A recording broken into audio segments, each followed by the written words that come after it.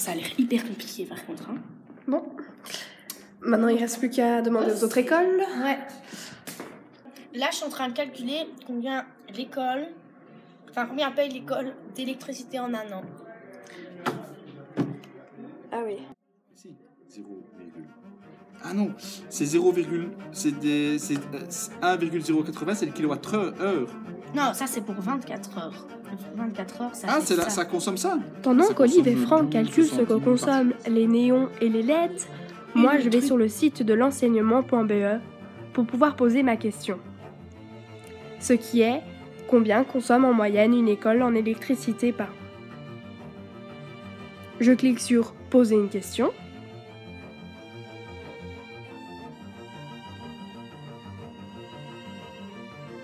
Et commence à l'écrire.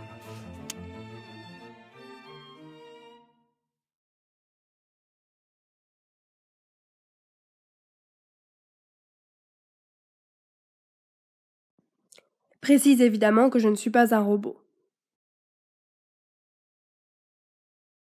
Là, j'ai fait un calcul que un néon, donc on va compter combien on a de néons dans l'école, et un néon, en un an, il consomme 21,9 €.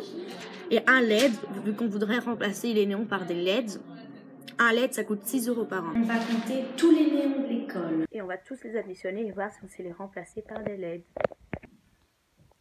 Un néon, deux néons, puis ici nous avons un néon, deux néons. C'est tous les néons avec les clapets. Nous allons faire un calcul. 21,9 €, c'est ce qu'on dépense pour les néons en un an. Pour un néon. Fois 2000, ce qui représente à peu près le nombre de néons dans mon école. C'est égal à 43 800. Maintenant, nous allons faire les LED.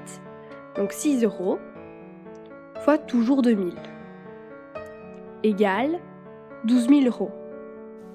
Cela fait une grande différence. Pour plus de précision, nous allons faire un petit calcul.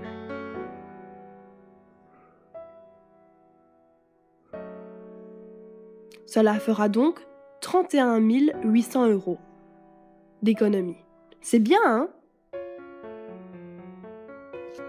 Il ne reste maintenant plus qu'à calculer le coût des travaux. Cela sera sûrement rentable après 1 ou 2 ans maximum. Car les LED tiennent aussi 5 fois plus longtemps que les néons.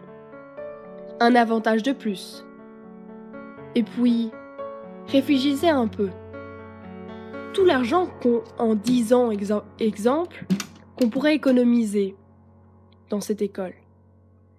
Mais si on faisait ça dans le monde entier, dans toutes les écoles, dans tous les bâtiments, les bureaux administratifs, ce n'est pas seulement d'argent qu'on parlera, mais surtout de l'avenir de notre planète. Réfléchissez-y, parlez-en dans votre classe et proposez des solutions peut-être.